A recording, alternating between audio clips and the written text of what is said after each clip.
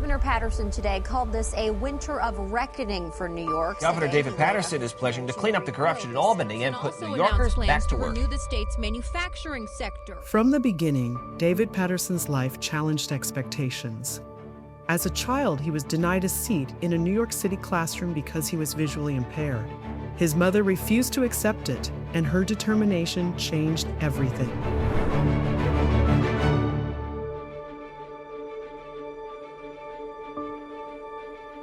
My family lived in Brooklyn, and when I was 4 years old, my mother went to register me for kindergarten, and she was told that the New York City Board of Education would not put a disabled student in the class with the other students. She went all around the state, and finally, the school district in Hempstead, Long Island, told her that they were thinking about integrating the disabled children with the other kids, and they were going to do it in 1 year. And she said, but in a year, he would be behind the rest of his class. So they agreed to let me go to kindergarten.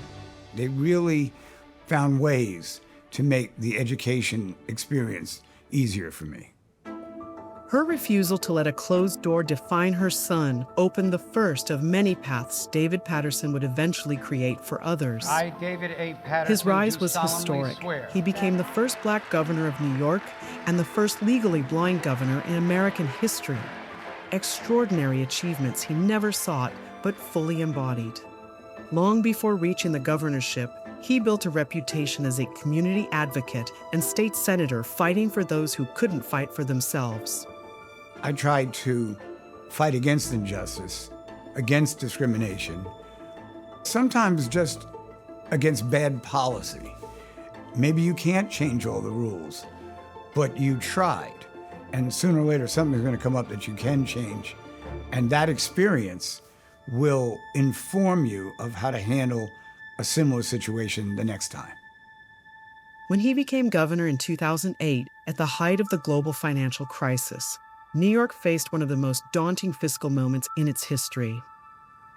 I give him a lot of credit. I think he recognized earlier than most people, certainly earlier than I did, that the state was going to be facing difficult economic times, and he wanted to get ahead of it, and he did get ahead of it.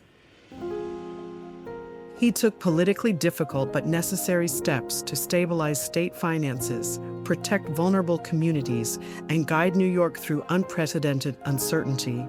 His career reflects courageous leadership in times of crisis, structural reforms that expanded opportunity, and an enduring commitment to inclusion and accessibility. Through every challenge, he led with the qualities that defined his life: resilience, humility, humor, and an unwavering belief that barriers are meant to be broken. We are looking at the world through a much different prism than we were just a few months ago. It's startling and shocking. And why do I have to be governor when all this happens? He treats everyone like they are worth listening to. He doesn't dismiss anybody. It takes people breaking the mold in order to allow others to see that is an opportunity that's available to them. Everything that he does, he takes so seriously. And I think that if everybody in government would take his approach, I think the world would be a better place. There is always a steel spine behind the gentle front. I think you need to have both of those qualities to be a good leader, and David had them in spades. Governor David A. Paterson personifies Fedcap's power of possible ethos. Tonight, we honor Governor David A. Paterson for the history he made, for the people he fought for, and for the leaders he continues to inspire. Governor Paterson is a trailblazer whose career has been defined by expanding opportunity, especially for underserved communities, from strengthening education to driving economic progress. The first person you have to give credit to is yourself. Because even with your disability, you're coming in here with people who can read faster, can do things better. But the important thing is that you are here. If they won't open the door, knock the door down. No matter what happens, you will get respect.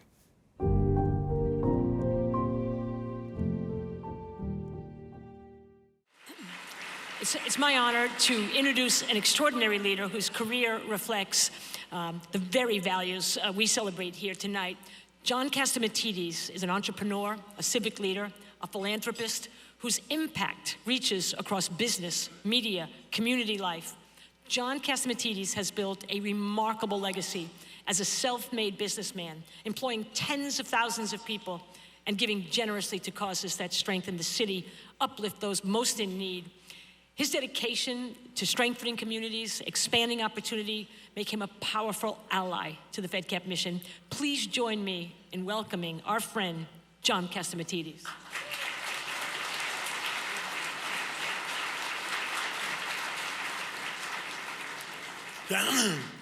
Thank you, thank you, thank you. I feel like I know David forever.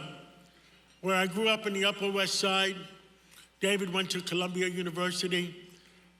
I remember he couldn't find a job for 2 years after Columbia of 1975. 1977, we started the Columbus Avenue Festival. Would you believe it? My God, I remember the first year we had 1 million people.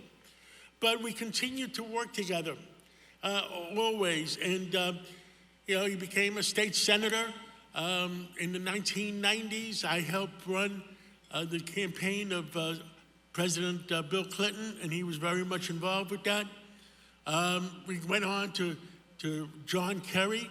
I remember taking a trip up to, Hyannisport.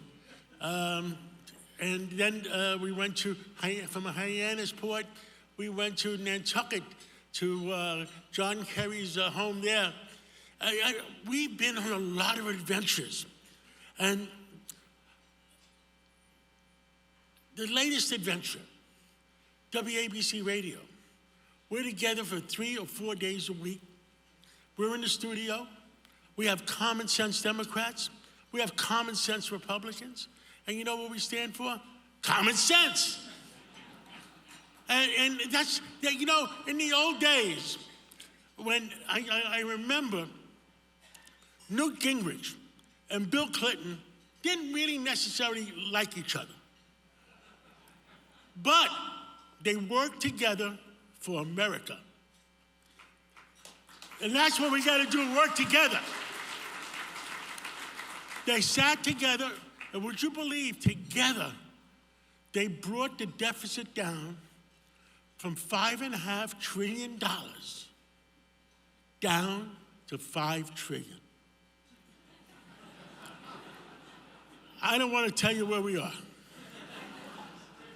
But me and David work together at the WABC now, and we enjoy it. You know why? All of us in that studio, whether you're Democrats or Republicans, we all work together. And you know how we end the show at 6 o'clock?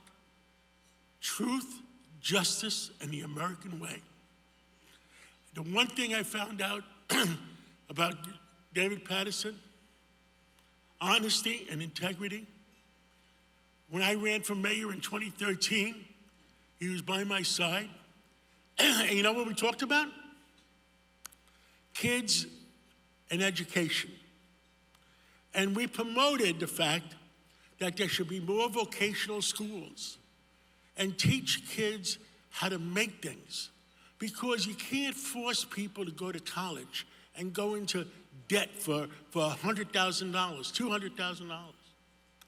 But most of the common sense person I know, I am honored to introduce him tonight, my friend, my common sense friend, Governor David Paterson.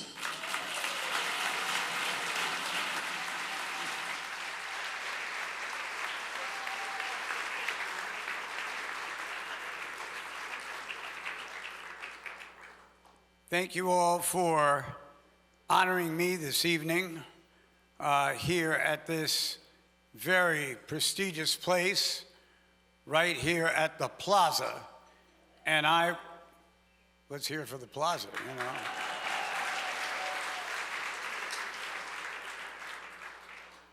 And I can only come before you tonight and say that I really wish there was a Fedcap when I was younger.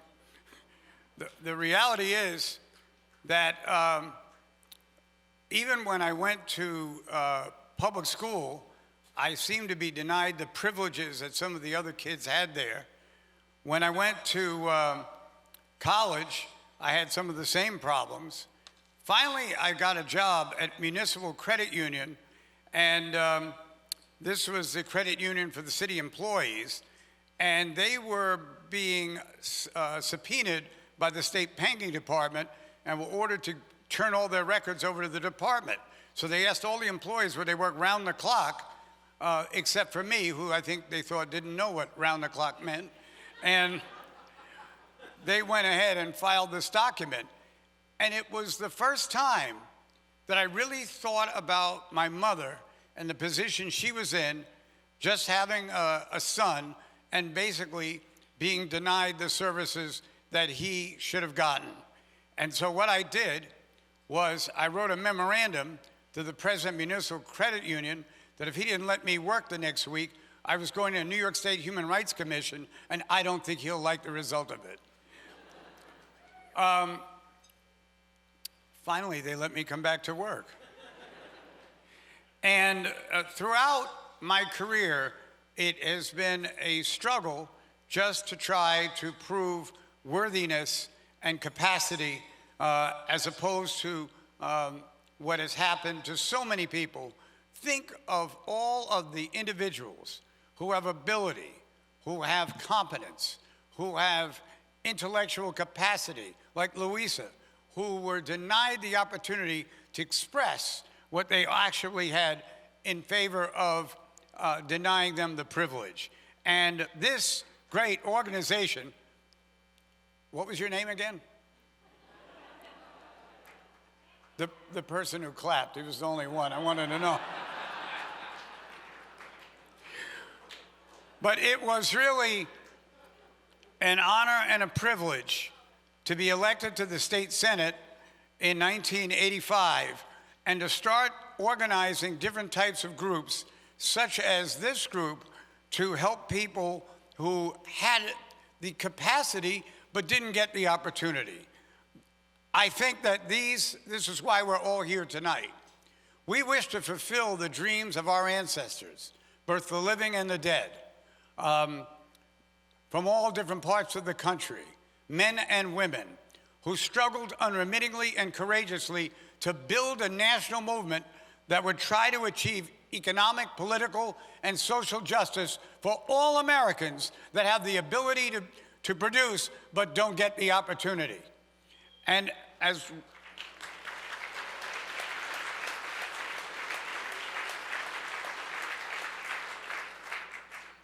I thought you would like that. And it really is the type of situation where even the government really works on what are activities as opposed to achievements. That working on inclusion, but not inclusion that actually benefits those who are included. And that is why I'm so glad to be here this evening to talk to all of you who have supported this great organization. And I'm considering giving up public speaking after tonight. After I heard the speech of Christine when she got up here and spoke to open the program. So